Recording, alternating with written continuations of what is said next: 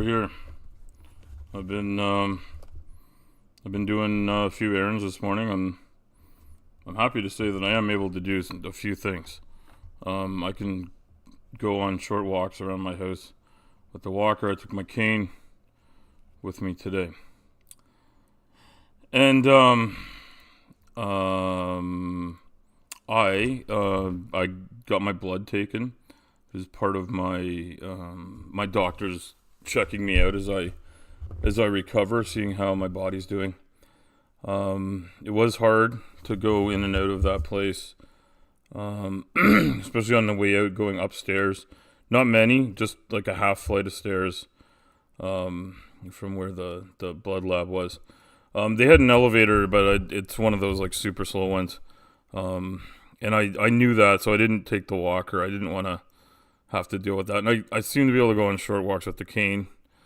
I feel like I could have almost done it because it wasn't too busy. That place used to have a busier clinic in it, and now I think that one moved out and it's got just a few standalone clinics. Like a chiropodist and I think there's I think maybe it's an OBGYN or something. But anyway, there's just a couple of doctors in there, and it was earlier in the morning, so probably before a lot of them were open. Oh, I just kicked the wastebasket.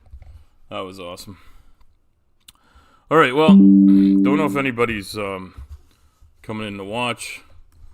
Don't really know what's going on at all, but and I'm not sure if I'm going to be able to invite people, because I just have no idea. I have no idea what I'm doing.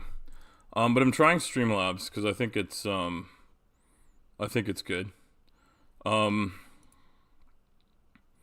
There's all this stuff to play with here. And I think I need to just not fuck with it. I think I need to do this. I don't even know if I'm still on there anymore because I clicked the button and I just don't know where I am. I have no clue. I don't know if I'm still here. But if anybody shows up, maybe I'll, okay, I don't want to do that. No, I don't want to do that. Anyway, I don't know what I just did. But I want to see the chat if people show up. I have 0 viewers, so, I don't know if people will catch up with this or not. I don't even know if it's happening. I'm a little freaked out that I don't know. I think I've started editing something by just clicking on something, and I just want to I just want to be here, I don't know what's going on. This is just hot nonsense. Hot nonsense here. Okay. I want to see myself here, Anyway, I'm gonna try working with this. One of the reasons why I'm here, I have a viewer. Regis, I still live in good sound. Okay, that's great, because what's happened, just so you know, is I can't see myself anymore. I don't know, my screen doesn't have me in it anymore, which is weird. So, it's weird. And every time I click on something, it just takes me to a separate website. But Reggie, thank you for showing up, and thanks for the thanks for letting me know I'm still here. If I if I figure this out, I will certainly try to put myself up there. There does seem to be a way to change stuff. So here we go. So. I can enable dialogues and stuff. So I did mention that I'm doing a test kind of thing, and that's sort of how this is. And I'm just kind of talking to people, but I had some stuff I was doing. And I'm looking at all this stuff here, right? I'm looking at all these things before I started going. So so I went out, and then when I came back, I was like, okay, I'm gonna figure out how to do this one important thing. And the important thing I wanted to do was figure out if I could teach people that have trouble visualizing things, what it is that's going on when people talk about celestial sphere rotation. So I'm going to talk about that for a minute because I'm going to edit together this video. I made, I don't know, I think 7 different cuts to get what I wanted. And what I'm doing is I'm going to email this to myself. And then I'm going to work on them on the computer when I'm feeling up to it, which may or may not be right now. Like, it might not be today. So what I was trying to do, and I'm just talking about it because I'm kind of interested if people find this interesting, but I'm trying to understand what it is that stops someone from understanding that when you look to the north, that there's, because the Earth rotates on its axis, when you're in the northern hemisphere and you look to the north, you're going to see a rotation of the stars. If you look at it all night long and you have a good view of it and you record it like on a video, you're going to see like streaks of light across the sky, and they rotate around you. And if you're in the north, the globe rotates the same way either way, but when you look to the north, the sun rises in the east, so what's happening is the globe is actually rotating where what is in the west is getting to be further east, kind of thing. It's a weird way to put it. And that doesn't change in the south, but in the south, when you look south at the Southern Cross, I believe is how they call their pole star, which I think is actually 2 stars, if I'm not mistaken, that are close together. And so this all came out of this thing where Austin Whitsitt did a debate with Dave Farina, who's Professor Dave Explains. And I was having trouble understanding why it was hard for people to understand, because the description they use is like, imagine a clock is on your ceiling and you're in a room and hey, Tori, welcome.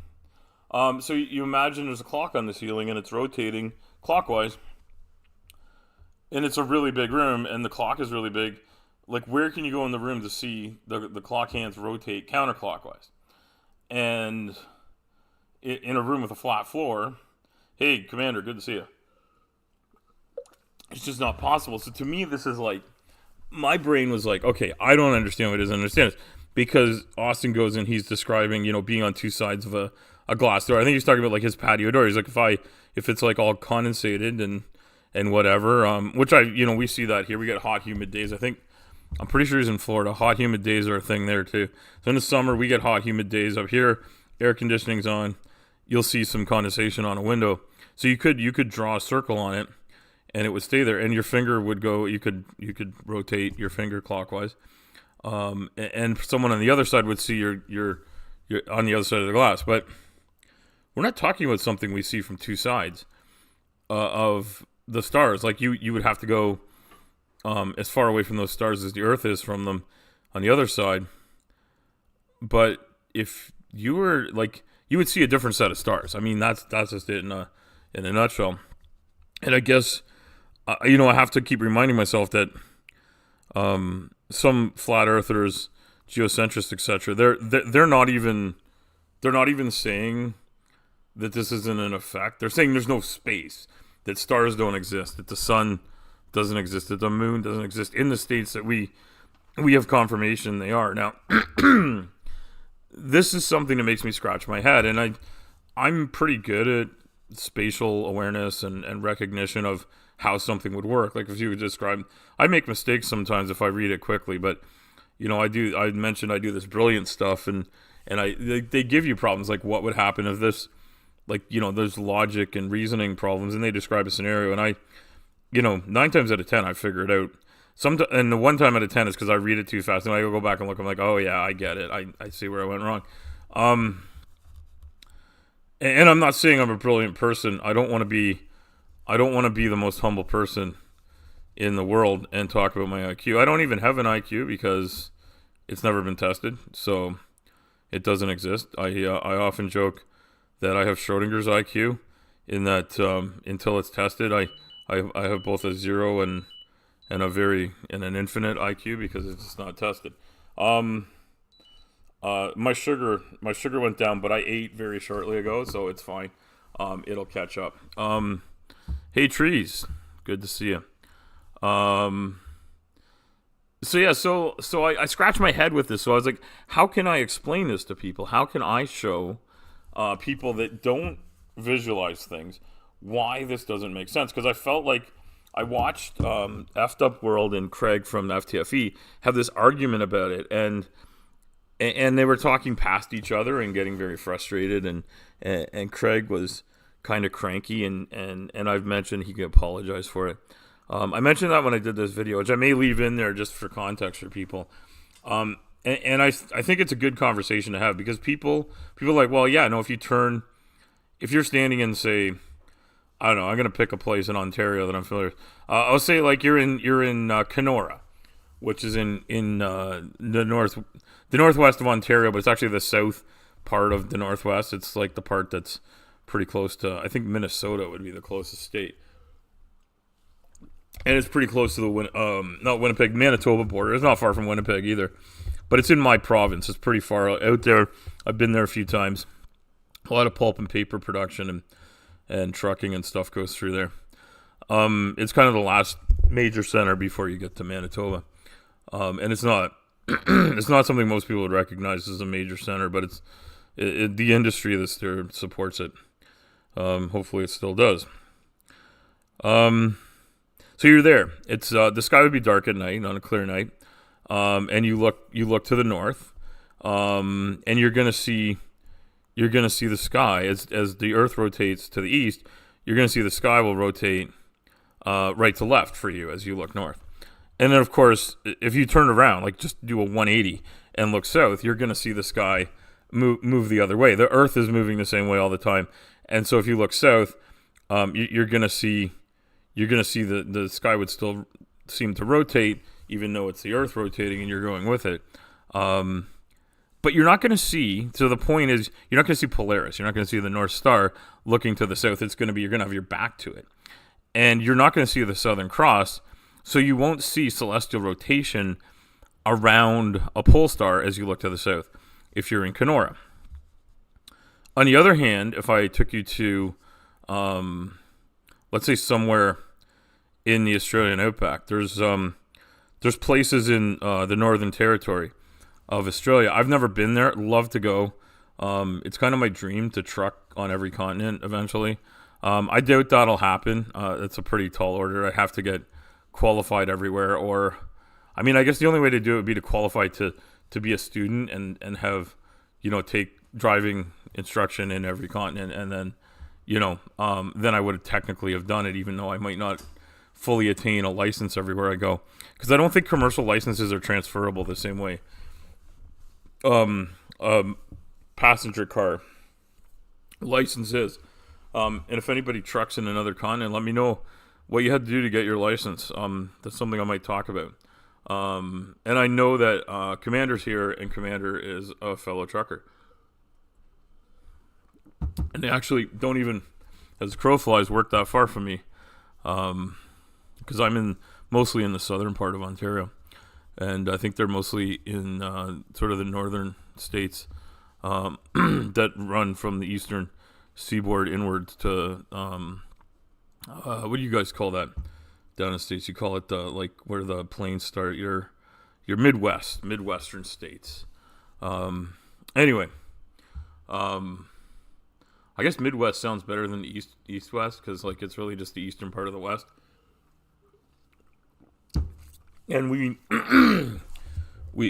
don't talk that way here, because some of the provinces we have are so big that they stand alone, and then we have so they just refer to those, and like Quebec and Ontario, they're really huge. So people just name them, and then we cluster together the prairie provinces and the northern territories, and then the Rockies, like sort of the mountain areas get clustered, and the Pacific and the eastern coast get clustered. So terminology is interesting. It's something I talk about a lot. And so what occurred to me was like, how would I explain this to people? So I got my white ball. I shoved a screwdriver into it so I could sort of hold it and rotate it. And I put a couple of thumbtacks on it that represented someone on each side, and I sort of showed that. So I've got all these clips. I'm going to try to edit them together. It'll be my first ever edited video, because everything else I've done in one take. I've figured out how to do it. This took me a while to sort of scratch my head and figure out how would I model this out. And it involved opening an umbrella indoors, which I can affirm is bad luck, because I found an umbrella hanging on the closet, and I know it rained a bit earlier in the last few days, and I opened it and a pin fell out of it, so I don't know where it went.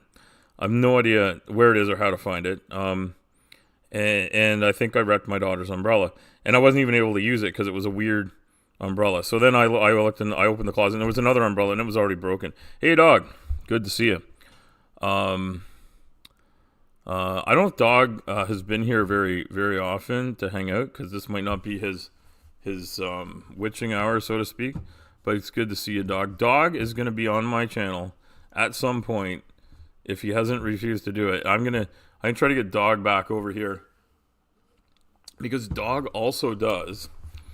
Dog and I know each other from hanging out at Slim's, but Dog also does what I do, in that he goes and helps other people living with disability and disease states. And I do mine more talking to providers rather than talking to other patients, but I do talk to other patients. And Dog is someone that talks to other people that live with similar conditions to his. And we're going to tell his story a little bit when he's ready for that. And it may even work out that we could do it while I'm off convalescing. So, Dog, I'm going to have to, I think, do you communicate on Twitter? Let me know if that's right, because I think you communicate on Twitter, and I will communicate with you there, unless you're on Slim's Discord. I just can't remember. I see a lot of things, I hear a lot of things as the day goes on. And quite interestingly, it makes me think really hard as I hear people tell their stories. And so when I'm chatting, sometimes I'm fully engaged in the chat because that's what I want to do, and I do feel super engaged. And other times I'm just sort of listening to the provider, and I find that the more engaged in chat I am, the less I understand what's going on in the show, and I sometimes go and re-listen to some of them because I realize I've missed some of what was said by the content creator. Oh, Discord's good, Dog. Okay, that's good, because I do more Discord than Twitter. I'm not a Twitter fan, mainly just I don't have anything against the fact that Elon Musk bought it. I think he's kind of maybe not doing it any favors, and there's a lot of conspiracy theories about him, and I don't want to jump on that bandwagon out of hand. But I tell you, it's an interesting scenario, shall I put it? Watching people talk about this stuff and come up with their takes on it. Anyway, I hope that this is coming out all right. I'm feeling, a little more tired today, having done all this stuff. I dropped my daughter off at school, got my blood taken. There's some sort of a paperwork problem, so I was just kind of sitting in there waiting to get my blood taken. So like one of the blood technicians came in, and then she left, and another one came back with the right paperwork, and it seemed a little bit funny and drawn out. Also, my truck didn't start this morning, so that's another thing I'm going to be working on this week if I get a chance, is trying to figure out how to...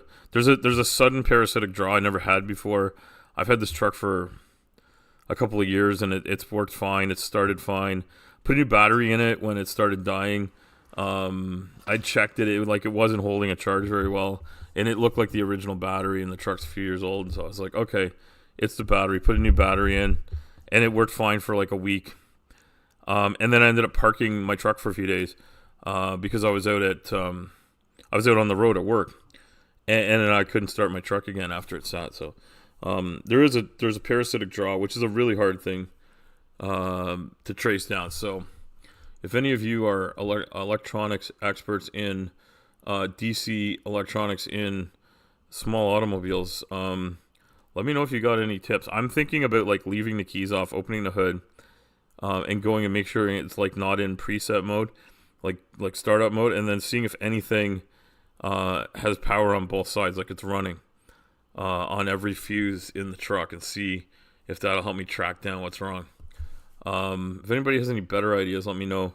I've never been like a great automotive technician of any kind. I never studied it. I picked up a few things, and most of them are like things about like what can you do to get yourself from A to B when you're in trouble with either light vehicles or heavy vehicles. So I know a lot of the tricks about solving a problem for an emergency, but I don't know a lot of things for diagnosing long-term problems and fixing them. So we'll see how that goes. Relays, yes, Reggie, that's a good point, because a relay could go bad and then just let current flow, or tell the computer that something's going on that isn't. And the other thing that happened, and I serviced it, I don't know how to reset it, but my 4-wheel drive service light came on, and it's working perfectly. So I changed all the fluids and got that, and I can't figure out how to reset it. And I honestly don't know if that was the light telling me that, or it thinks like there's something else that needs to be done. But these days, I think stuff like that is done. They force you to do it at the dealer, so the dealer's the only one that knows how to reset it. Anyway, I'll look into that, because if I'm selling it, obviously I've got to get rid of silly stuff like that. But 4-wheel drive works perfectly. It's got brand new front and rear transfer case, or the transfer case, front and rear discs are all done. And I may have to service the transmission. I don't know. We'll see. But it's been good. Hey, a Native Atheist is here. Good to see you. NA, and it's confusing because I guess Native Atheist is too long to write, so we say NA. But there's also another great friend in the community, NANA, which can make things confusing. But it's good to see folks here. So I'm not sure what else I'm going to talk about, but I got this idea about trying to talk to people that can't figure out a celestial rotation. So that video will come out if I'm not too busy this week, before the end of this week. I will clip that together, because I've never edited videos together. I've made videos of like putting my audio and pictures together. So I guess those are technically edited videos, but this is different because I'm going to be doing video clips together. I'm also thinking about, I can't figure out which way I should do it, but I'm gonna try. I have an app on my phone I like using that our friend Jess recommended to me. She's great. Oh, don't you worry, Tori. I know what it's like. To try and shift gears. You know what? Keep your hands on the wheel and the shifter, and you just make that work. You're not seeing the DSA? Please check out the last. Oh yeah, please do. Yeah, Deep State Annex, great shows. I get over there to watch sometimes. It's always on when I'm busy doing something. I have been so bad at being there. Yeah, I absolutely, and yeah, and if you're in Slim's Discord, it's definitely promoted there. And I'm building up my Discord to maybe open it up. People should say, hey, would you like an Al Trucker Discord server to hang out in? It exists. I just haven't really invited people to it. And I might have like conversations there that are different than ones people have other places. So, if people are interested in that, let me know. Now, I'm working on my fellowship. So I'm going to switch gears too. Speaking of gears, Tori. So I've talked about celestial rotation. I've talked about auto mechanics. And I've talked about what a busy morning I've had. And it's already afternoon here. So I'm going to try to explain to people what's going on with my fellowship. But I'm not allowed to talk about specifics, because that's one of the things. We're putting out a product that it's not hush-hush. We're not sharing the details of it in the public until it's launched to the public. So we're coming up with a product. So the idea is to communicate. So our fellowship is about communicating issues with specific health problems. And in my case, this part isn't a secret. It has to do with living with obesity and diabetes. So I'm excited to work on this, and I have a great partner. And he and I have met sort of privately on phone calls and chats and stuff to put this together. And then we've had a bunch of Zoom call type things with a big group, so other people doing similar projects but not the same one as us, and then ones with the facilitating people from the two organizations. It's been fantastic. And last week we had like a focus group type setting where all the people, not all the people involved, but many of the people involved got a chance to sit in and participate and offer thoughts and opinions on how it's gone. And this happens to be the inaugural fellowship that we're part of. So I hope to shill that and talk about that more. In November, there'll be a launch of a product officially at a conference I'll be going to. And then after that, it'll be launched to the public, and there'll be like social media links and stuff. So I will share that out. And so one of the things I had to do was sort of invite people to join this. So I've shared that out. And it had me thinking. So after sharing it out, I realized something about myself that, people ask me how I got into this, how I became an advocate for patients, not against the medical field, but like with the medical field, like how to make things better. In the medical field, healthcare is a really big sort of thing that touches things. And when you go to a medical conference, you start seeing like how big of a thing it is, and you see the good and the bad. So what I did was I wrote this little diatribe out to sort of invite people to join in, and it's on a private server for people that do what we do. And I thought maybe I'd just open this up and read this out to people, because it's pretty short. I don't think it'll take too long, and I got a great response, which I won't share the exact response, but just say someone else that was inspired to do this came out and joined me. And this is very specifically to people in Obesity Canada. So, and if you're a Canadian or even a non-Canadian, if you're someone that lives with obesity and you watch this and you want to get some help and some community, there is Obesity Canada's website has a link to a group, and there may be a change to that at some point. We're not sure. I haven't seen the change take place yet, but they're thinking about changing platforms to something that might be a little bigger and broader. And if that happens, I'll be shilling that here. So I wrote this very short little sort of, I won't even call it an essay, but it's called What Can I Do About It? And so here we go. I wanted to reflect quickly on some major things that have happened in my life and share them so others can also jump in if they didn't already know. I'm a trucker from Ontario and haul large machines around regionally. So what are my qualifications to participate in conversations about obesity care and treatment? First and foremost, I'm a person who lives with obesity. I've been living with it since my early teen years, and it's only gotten worse. I won't list all my comorbidities, but I have many. In my experience of 35 years, maybe a little bit more, living with obesity and its many challenges and consequences for my physical and mental health qualify me. If this is you, and you want your voice heard by doctors, nurses, therapists, dietitians, and researchers, pharmaceutical companies, and other health professionals, and perhaps not thought of policymakers and legislators, speak up for all of us and share what you know. Share your experience and your expertise. Reach out to, I won't mention him here, but I can. It's Dr. Ian Pattons, who I work with at Obesity Canada. That's public knowledge. Or you can reach out to me, because I'm offering myself as I don't work for them. I'm just a volunteer. You can reach out to me there. Or if we don't seem right for you, reach out to anyone who's an active member here. I never thought I'd be here now saying what I say and sharing what I share. If I had not had such bad experiences and hurt so deeply, I would never know how good it could be. And after spending 16 days in hospital, literally nursed back to health, enough to go home, I wouldn't necessarily have recognized the amazing people that were there for me. The changes are palpable, and they warm my heart.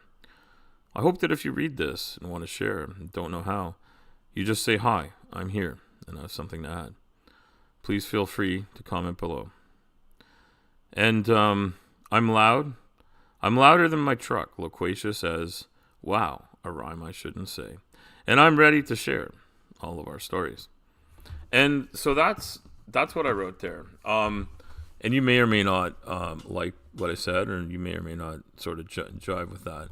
And that's okay. I don't want us all to be the same, because that wouldn't be good. But if what I'm saying works for you and has you thinking, then you're a little bit like me, because I often listen to the words from other creators, and it twigs something in me. It lets me know there's something new, something different that I didn't know about. And I find that really helpful. I've met, I think the best example of this for me, and I've heard other creators say the same thing. The best example for me is meeting people in the trans community. I already knew people in the trans community. There's people who, after meeting people in the trans community, I realized there's people I knew who are probably in the trans community, but maybe didn't know there was a community or didn't have the opportunity. I've talked about this before. And so it put a fine point on the fact these are all great, wonderful people. And I've been really, really lucky to meet so many great trans people. And they've had to group themselves into community because they're being attacked for just being themselves. And how many times have you heard people say, just be yourself? You know, it's an old chestnut. Is it a platitude? I don't know what it is, but it's fucking good advice. Why would you want to be anybody else? You don't really have a chance to be anybody else.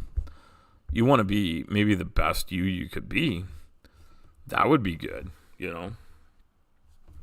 I really think that would be the best thing to do, is be yourself, but strive to be better. And I also said something in chat the other day. I think it was yesterday. I said something, and it occurred to me. And I'm pulling this up.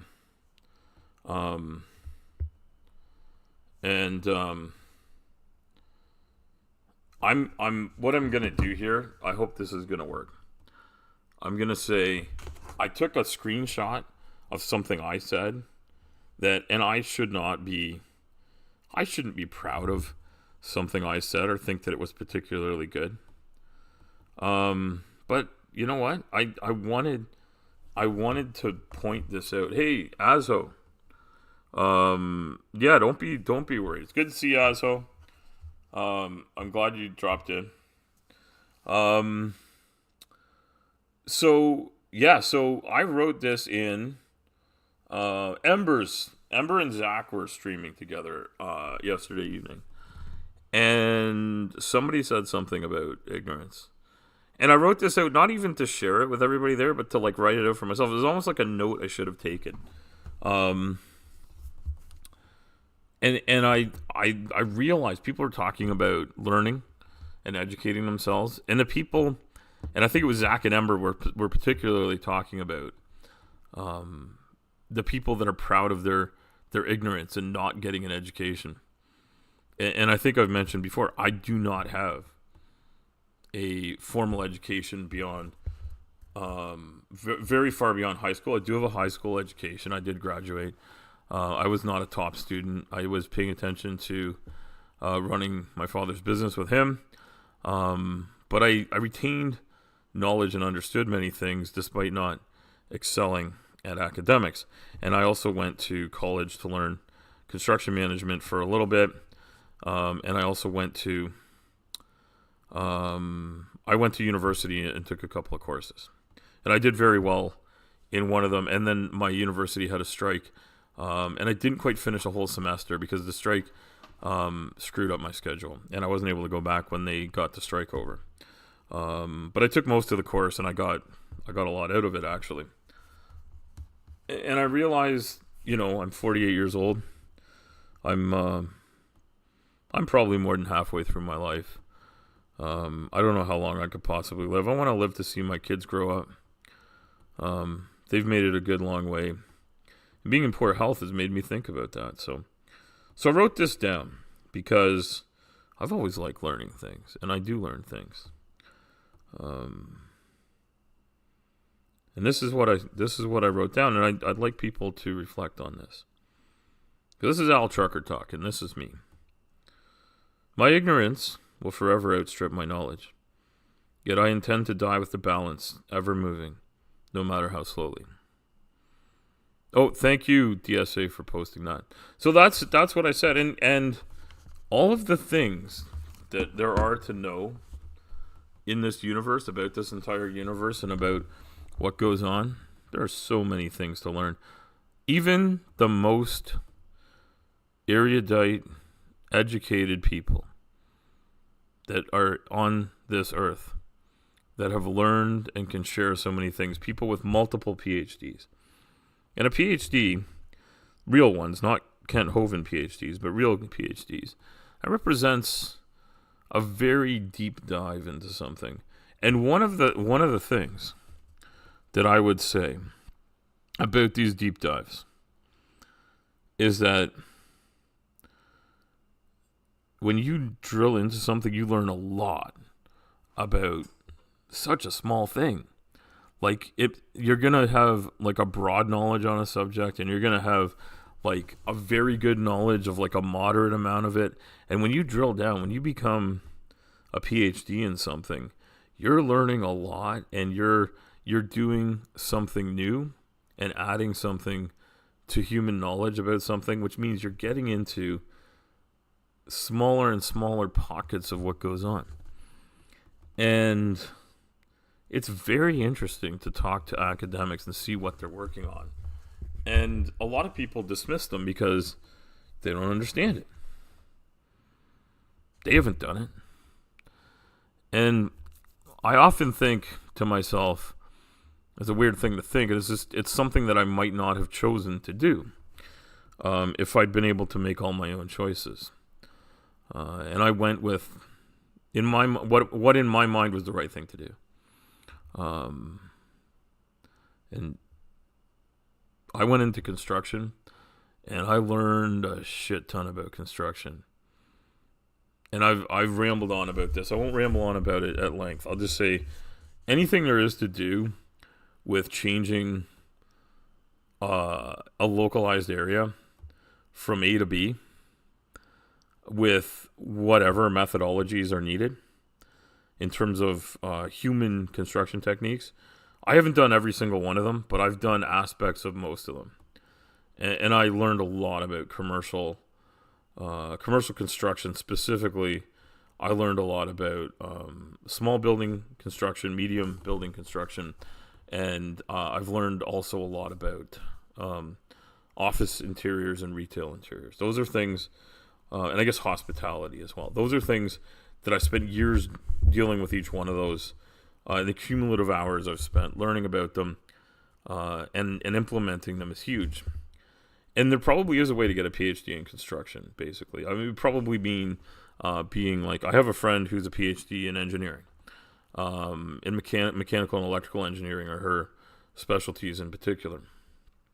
And I have another friend who's an engineer who works for, the hell does she work for?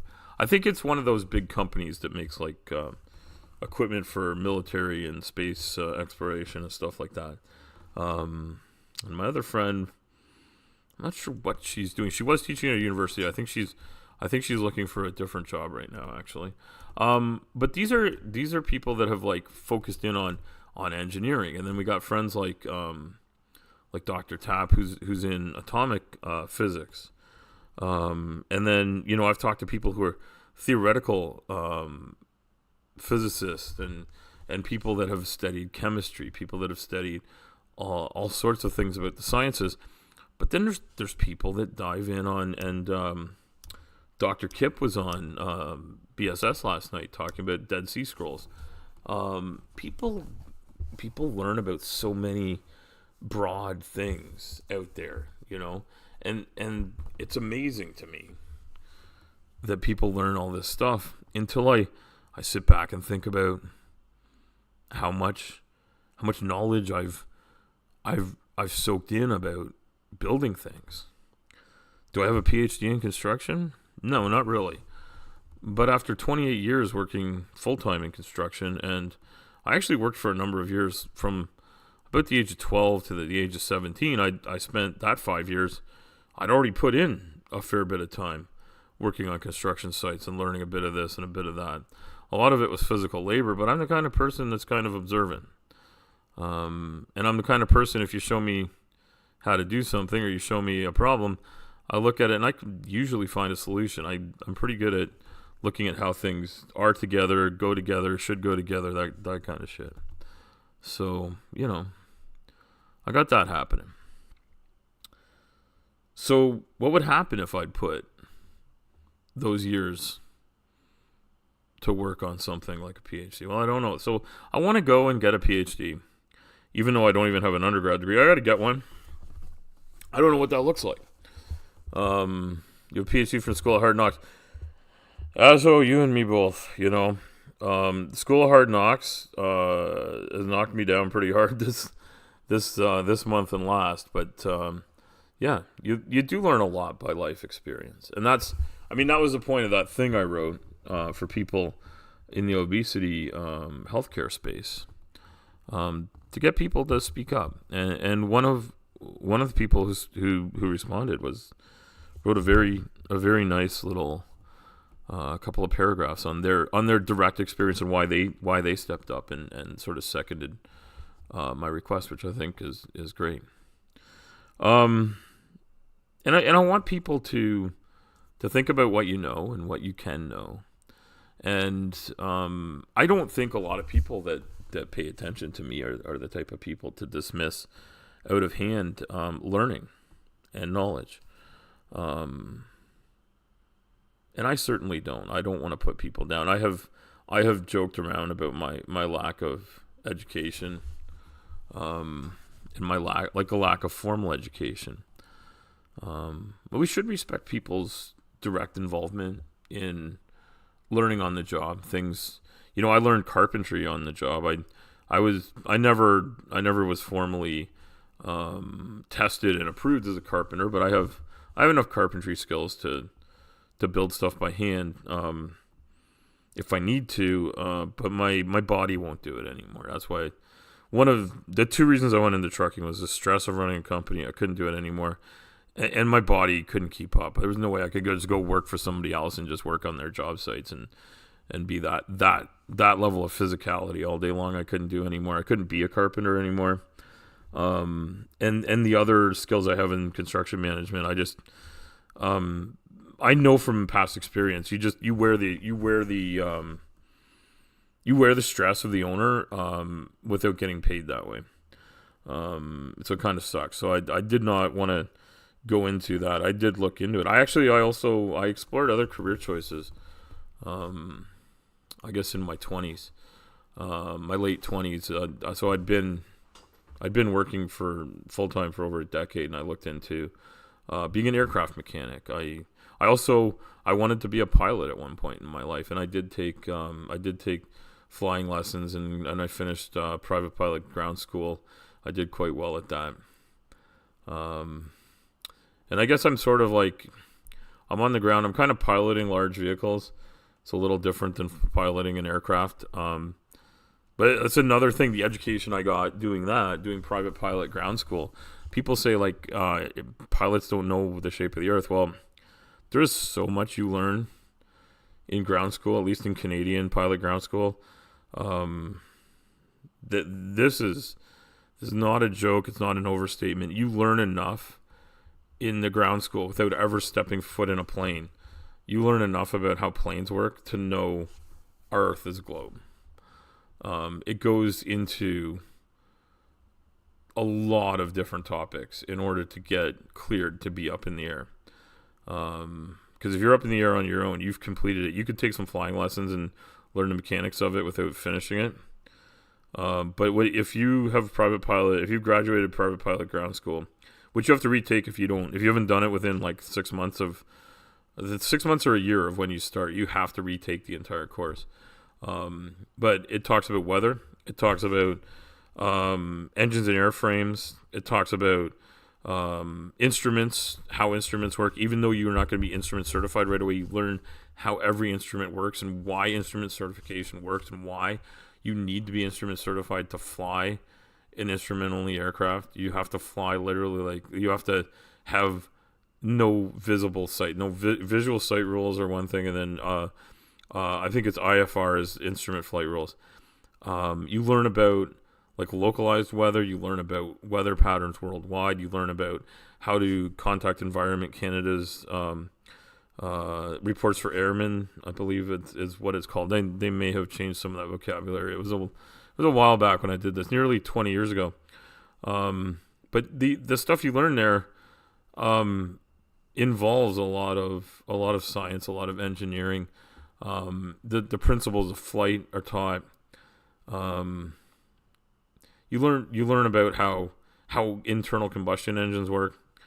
You learn about how jet engines work. You learn how turbo prop engines work. There's a lot that you learn about just physics and engineering, and it's really interesting to someone like me. And I love machines. There isn't a vehicle out there that I don't look at and say, "Hey, that is really cool."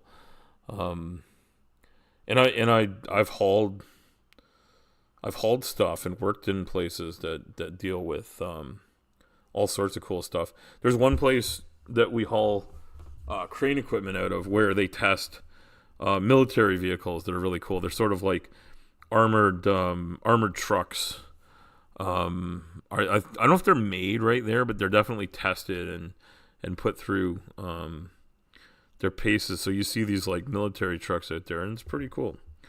They make these sort of 4-wheel drive medium duty trucks, and they put them through their paces, and they have to be all beefed up because of course they're covered in armor plating and stuff like that, so that they can survive and try to the vehicle survives and can keep rolling, but also protect the occupants from certain types of fire that they'd take in a military theater where they're in a war, or other types of attacks. It's very sad we live in a world where that needs to happen.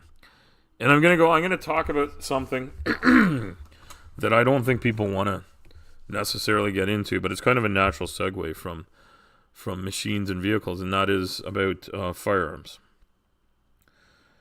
And people talk about firearms and get very, very emotional and very engaged in the firearms discussion. And people have asked me about this, and it's an interesting topic to me because it's a dividing line often between left-leaning people, the woke left liberals that people are against, and the right MAGA crowd. And what's really stupid about both of those groups, the absolute extremists on both sides are kind of crazy. And I don't mean to diagnose them with a psychological condition, although some of them may have that. But firearms aren't a problem in and of themselves. You can make all sorts of things that can hurt people. Firearms are interesting in that, especially things like handguns tend to be thought of as like personal defense and law enforcement weapons, and like sort of something to keep with you. Military style things, like you might want to have a sidearm for a lot of situations, but you're probably also using like a bigger gun to defend positions and stuff like that. I was never in the military. I know there are people that watch this that were in the military. I know Dog was in trucking. Commander was in trucking. Our friend Ember, she was in trucking too, or is in trucking. Commander's in it. Dog was in it. So a lot of people know about big vehicles, and big vehicles can do a lot of damage to people, and people have used them inappropriately. Same thing with knives and stuff like that. But one of the things that I find interesting is people don't want to lose their access to firearms and ammunition. And I want to tell you something. I live in Canada where access to those things is restricted. It's quite severely restricted, and some of the restrictions are kind of dumb. And I was watching some content. I forgot whose show it was on. There was a little conversation about it. I think just because of politics. So there's a couple of topics that are real hot button issues for people. And U.S. politics is on fire right now because there's an election coming, and it's a big one. And yeah, so Commander, I agree with your point there. And I'm using this program because I'm so inept at using this program. I tell you, it's terrible. I am so terrible at using this that I can't even see myself. Hey, Brainless, good to see you. Yeah, no, well, you're not late, Brainless. I didn't announce this really. I just kind of decided to come on here. I've been on here for like 45 minutes, 50 minutes. I'll probably try to wrap it up in just over an hour. And you know what? I own firearms. I'm a hunter. I've mentioned that before. If I want to own and possess ammunition and firearms, I have to keep them locked up in my home properly, and they're under lock and key. I have to store and dispose of ammunition properly, and I have to control access to the stuff, and the police have to know who I am, where I am, and where my permanent residence is, and they know, Start over for Brainless. Yeah, okay, Brainless. Let me see. The Earth isn't flat. My battery is, or keeps going flat. That's the way Dog would say it, right? I think, Dog, put a note in there. Is saying your battery went flat, like the way like a tire would go flat, is that the way you say a battery's dead in the UK? I think it is. We just say they're dead. Dead battery or charged battery. I don't know why it's dead and charged. Anyway, so that was another conversation we had. We had a conversation about getting involved in things. We had a conversation about a little piece I wrote about that. That's it. And when I say conversation, it's mostly just me like spewing nonsense out of my face. And Dog has confirmed, yes, in the UK, a flat battery. Okay.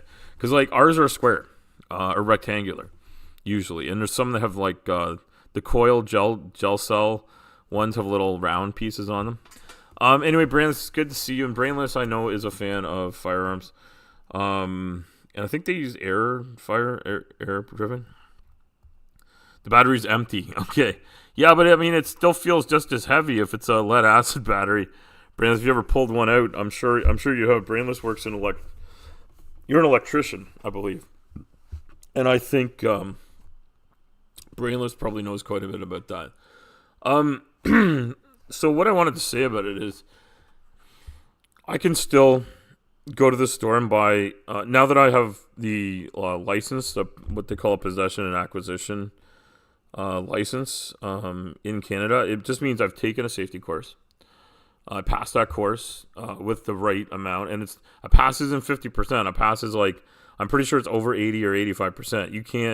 You can't like know half of the shit on the test and still pass. That's not how it works. I don't remember my score. I did well enough. I didn't just squeak by.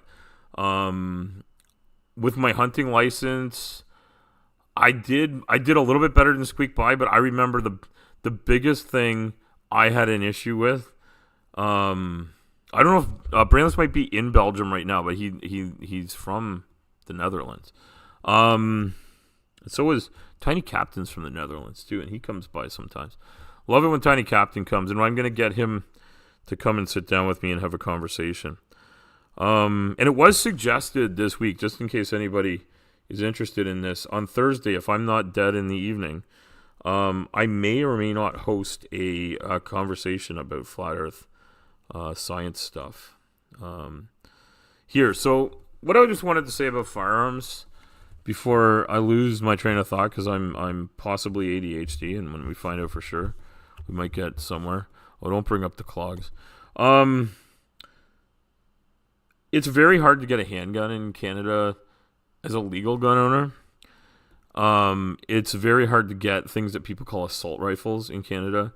And it's very hard to get a regular gun that's shaped like an assault rifle now. So I have guns that look very much like a regular long gun. If you were to take the wood stocks or the composite stocks that I have on a couple of my more modern guns, and I have a couple from my grandfather that are just old guns from way back. They have wood stocks. But it's basically, there are some guns that are done military style. And what they do is they lighten them up to make them easier to carry, but still make them strong. And that might be a hard thing for non-gun owners or non-gun users to understand, but if you ever carried like a full-size wood and iron gun into the woods and carried it with you like 9 hours a day, 10 hours a day. Not a lot of daylight in the fall when most of the hunting's done here. And you cannot have a gun to hunt after dusk and before dawn. Where I hunt in Ontario, there may be other rules other places.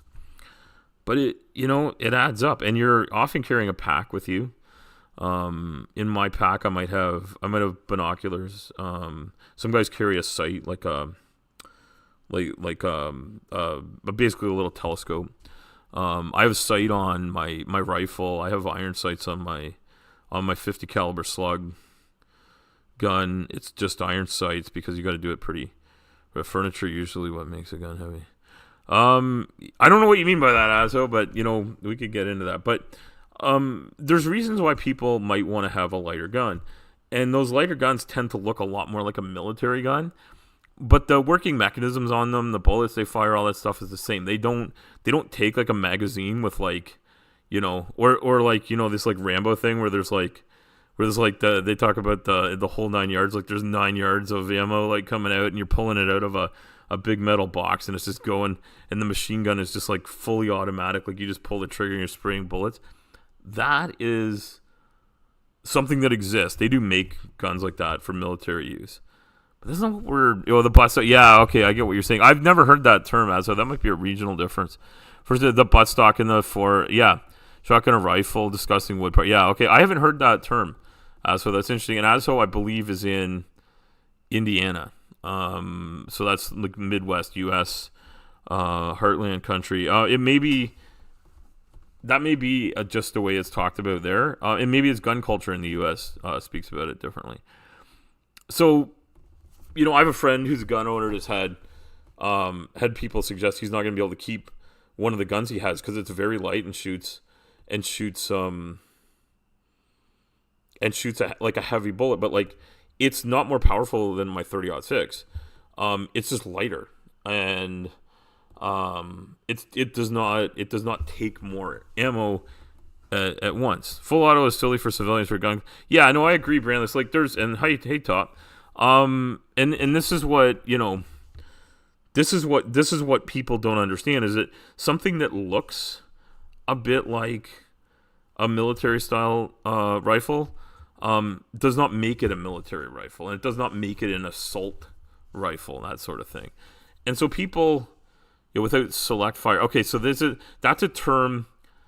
I think I've heard that before, Top. Auto and hunting don't go together. Yeah, so like it's not like I think in Crocodile Dundee there's like guys hunting with like spotlights and machine guns, and they're just mowing down these kangaroos or whatever. And then I think good old Mick Dundee comes out with like a thing. But yeah, it's just a rifle with like a light stock and stuff like that. People see them and they're like, oh my god, people are buying machine guns and they're mowing people down. People are mowing people down. That is fucking terrible. And that's really what I want to say, is like letting people just walk in and take a gun for whatever the cost is, and letting the black market run rampant on guns, because black market is where most of the guns, like, and black market can involve stealing legal guns from legal gun owners and then reselling them on the black market. It's still black market. It's not legal gun ownership. And what I want to say is that having regulations on gun ownership isn't a bad thing. It could make things safer. And if that makes me a woke liberal, bleeding heart or whatever, I don't really give a shit. Call me whatever you want. I really think that every jurisdiction around the world should look at it as something that's important for people, follow up with people, and then this is something that hits me hard all the way around. And I just want to say, mental health is health. People having good mental health is important. And we hear about mass shootings in the U.S. And mass shooting, to me, is an AR-15 is not an adult. I think you mean assault rifle, brainless. Yeah, AR-15 is talked about that. The AK-47, is that the Kalashnikov? Chinese Type 56 license copy of the Soviet AK-47. Yeah. Hey, Dave. Good to see it. So what I'm saying is the type of gun you have, Like, honestly, a legal gun owner that has a magazine that can hold 15 or 20 rounds, if they're not firing it at somebody to hurt them, that almost doesn't matter, right? It almost doesn't matter. Native atheist, thank you for pointing that out. You used to hunt to feed yourself. So yeah, sustenance hunting is a super important thing. In Canada, it exists for lots of indigenous people. I think that it might be the correct term. What are referred to as Native Americans, Native North Americans, indigenous or Aboriginal cultures. Some of those words are seen as offensive, and I don't mean to be offensive. So if any of those words people don't like, please let me know, and I'll try to stick to ones that are reasonable. In speaking with some First Nations people at conference recently, they said indigenous was a word they did like, but that might not be the case for everyone. Cheaper in the supermarket. Yeah, Brainless, you're right. And taking a deer here, like I would party hunt, and not like my family doesn't like venison enough for me to like take a whole one and eat that way. This is sort of my luck. My family doesn't like fresh fish out of the lake, and they don't like venison, but I do. I really like game meat a lot. So, but from party hunting for deer, the amount of meat I've had a couple of years. There's been years where we just didn't get anything, and I guess we're just eating beef, right? So, we just make do. But the years we've had deer, I've had easily 20 nights dinners or more, maybe 25 out of what's been served from my family. And I've kept it as leftovers. So like I've been able to feed myself from the amount of meat I get out of a party hunt for a deer. I'm probably getting a month's worth of meat out of that. So you can see how it would work well for sustenance hunters. And I'm just someone sent me a message. I gotta one of my buddies from work just I think he just found out that I've been disappeared. So I'm gonna have to call him later. I've been off work a long ass time. Anyway, if what I would like, so that's right. And we have Hats or Hides program where the hides are used by indigenous groups to make leather goods, and I personally would keep that. My party liked to give them away, so I was cool with that. I'm gonna probably start getting back into hunting when I'm feeling better. And if I get my surgery, maybe I'll be able to be a little bit more mobile and stuff. And I have to agree from here. But yeah, the thing is, hunting's a totally legitimate thing. Target shooting is a totally legitimate thing, and defending yourself is a totally legitimate thing. Native atheist, I appreciate that you're not easily offended. I try not to be, but there's an essay on my channel that I'm gonna promote here. I'll just chill for it. It's called Off the End or something. I can't remember. And if I knew how to use this thing, I'd post it.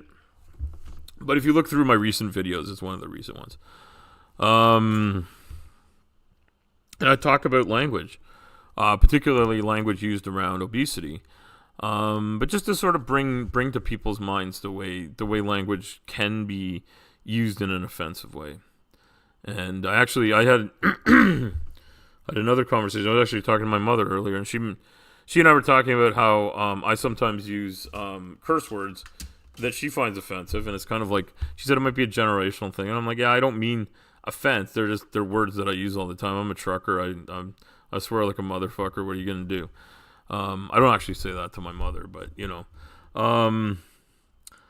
but I do, the F-bomb creeps into my speech and whatnot. And it's in some of my work, the things that I write and the things that I say. And it's something that happens. So, and I'm a trucker, so, it just comes naturally. But I ask people to be fucking kind and think about what they're saying. Good point there, Brainless. And actually, there's actually a guy called the Mother Trucker. I'm glad you don't have a potty mouth too, so appreciate that. But yeah, no, I do like people to think about what they're saying and how they're saying it, and that's been a big conversation people have had, and I agree. I agree we have to do better than we've done with that, but I don't want to get tied up in that. And I'm going to close out the firearms conversation by saying firearms are not the problem. People in their mental health are the problem, because we could all be armed to the teeth, and if we never pulled out our firearms to do anything but legal activities, we'd be in great shape. But I saw a video the other day where a guy was on his motorcycle with his family. I think he was on a motorcycle on his own. His daughter and his wife were riding another motorcycle beside him. And a guy saw something he didn't like, and he called somebody out on it. It looked like a guy was possibly physically assaulting a woman, possibly someone he knew. And he, called him out on it. He was going to go over. And then the guy started coming at him in a threatening way. And the guy had his handgun out immediately. The guy on the bike. He was holding it up and defending himself and his family. That's not something that you would see. Oh, Top, you saw that one too. Yeah. So, I guess that one's making the rounds. To me, I found that shocking only because that's not something that I would do. If I felt like somebody was trying to get in my home, in the middle of the night, I'm probably I'm not likely to go try to find one of my firearms. But if I felt like there was multiple people, with ill intent, I don't know how much time I'd have. I might, in that situation, go and get the stuff. But the main thing I'm going to do is try to contact law enforcement. And, it's probably not my go-to here. And in the States, it seems like it's just a different conversation. And I don't want to take away from anyone the right to defend themselves with a firearm or something else. I do think people should defend themselves. I don't think people should be going around willy-nilly with any type of weapon. And I really think, I agree. We need gun safety lessons. We need good mental health. And so the people that are going around just shooting people, like, there's something going on. I'm not trying to diagnose them with a mental defect or anything, but something's going on. Something's pushed them to do that. Like, whether they're a sociopath, a psychopath, or something else, or even just a regular person that's been pushed to the brink by circumstance, right? And we hear often about people that are in these bad mental states, and we hear about people that are reinforcing negative things. I'd like for people to concentrate on that instead of arguing about whether or not you should be able to buy a Glock at the corner store. Because I don't give a shit about where you can buy that. What I give a shit is whether people have good mental health and that they're taught. USA schools have a lot of bullying. You know what, Braylon, that's a good point. And this was on my mind too, because I've been watching a show. I thought my family would like this show, and I started watching it. I got hooked on it. And it's got that girl from that girl. She's a girl in the show, but she's an adult. She's not as old as I am, but she's an adult. Kristen Bell, she's actually a lot of fun. I've seen her interviewed and stuff. She's a great actress, great personality, and has done a lot of funny shows and movies. But she does this show when she's younger. She does a show called Veronica Mars. I think she might be like 19 or 20 when she plays the character, but she plays a high school kid who's about 16, 17, something in that ballpark. Who's like her dad's a detective, and then she sort of becomes a detective. And I thought my family would love this because they love these shows where there's all this drama and intrigue about all these different characters. But they wouldn't watch it with me. I started watching it. They're like, this is boring. And I got hooked because it's like a mystery. There's like one big mystery going on. Don't spoil it for me. I'm most of the way through season 1. Please don't spoil anything for me. But I've been watching this show. It's an old show. I think it's like 20 years old. And so it's her like 20 years ago. So she's probably, in her 30s or 40s now, and I'm well into my 40s. But yeah, this show has a lot of drama and nonsense on it. But like the shows that my wife and my daughter watch are they're great shows, and I can't stand them because the amount of trauma, drama, and what it really is that they're like hospital shows like Grey's Anatomy and stuff like that. I think the other one that they like is Station 19. They're wonderful shows. They're well done. I can't watch that much death, suffering, disease. I get enough of that at home, is what I say. And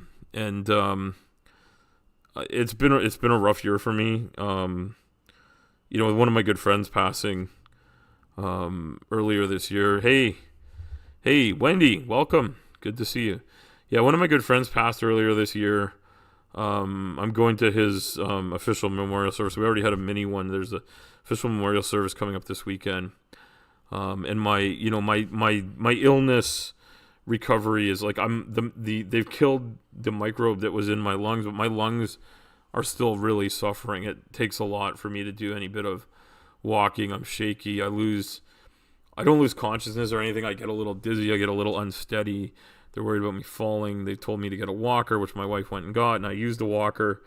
Sometimes I don't feel like I need it. Sometimes I'm glad to have it.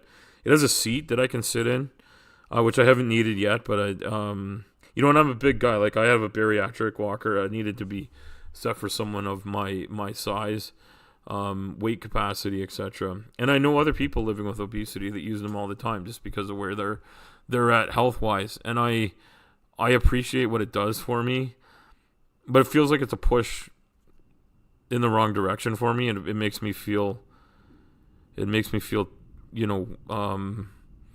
like things are getting worse, not better. Even though it's helping me. Oh, Wendy, I'm so sorry you lost your sister.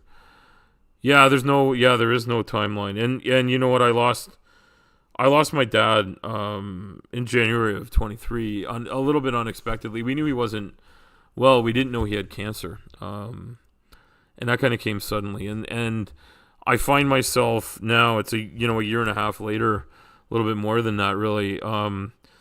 I've been getting more of his his stuff, and when I was well, I was going through some of the stuff that he had that was in the garage, and some of it makes me happy, and some of it makes me sad, and I find myself commiserating with fictional accounts, that involve losing a parent or losing a loved one, and it hits hard sometimes, right? Or sometimes I see someone who's got a father who's got some of the same traits my own did, and my relationship with my father was not an easy one because I worked with him, and my father is an alcoholic, and he wasn't always someone you could talk to in a good state. And what I decided to do was to just try and ignore and forget all that, and just remember the good times. Remember the times he took me fishing, the times he took me out for a drive. When he taught me to drive, my dad was a trucker. The times we went out trucking when I was a young kid, hanging out in big rigs and stuff. That try to remember that good stuff. And my buddy Colin was he had this brain thing, and he was a great guy. His wife's an amazing woman, a loving woman, and she lost her father within a few months of losing her husband. And yeah, my buddy he was a good guy. He had a great heart. He had a great love of just enjoying life and living in the moment. I don't know how he learned to do that. I know they spent some time figuring out how to do that.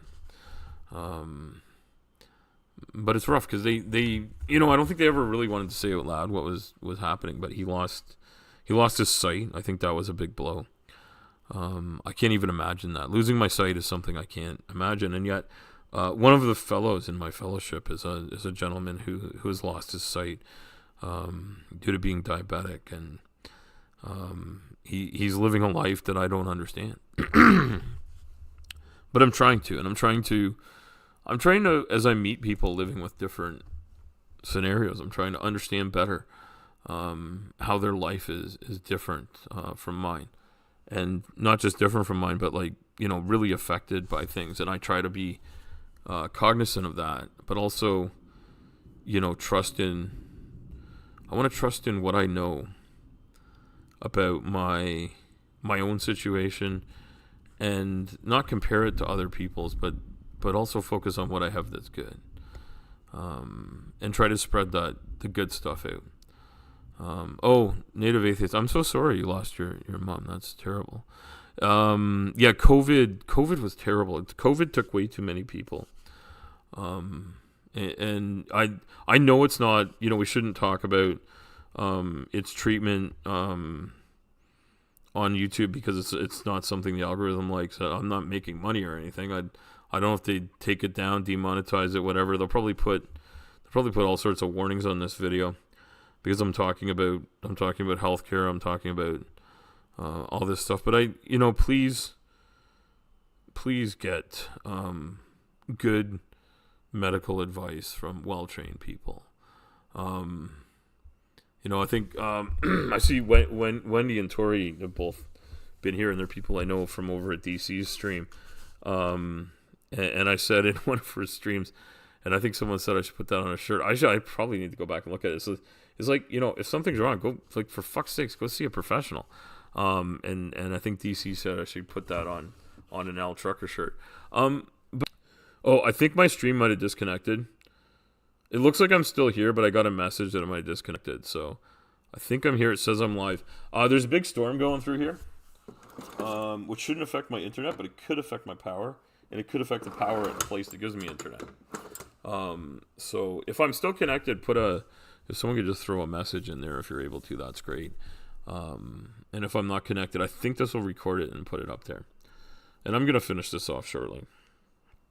There was a lightning flash there. And there's the thunder. It's pretty close. Storm's on top of us. I don't know if the microphone picks that up. Oh, connection's glitchy? Okay, thanks, Brainless. Yeah, there's a big storm. You see us? Okay, good.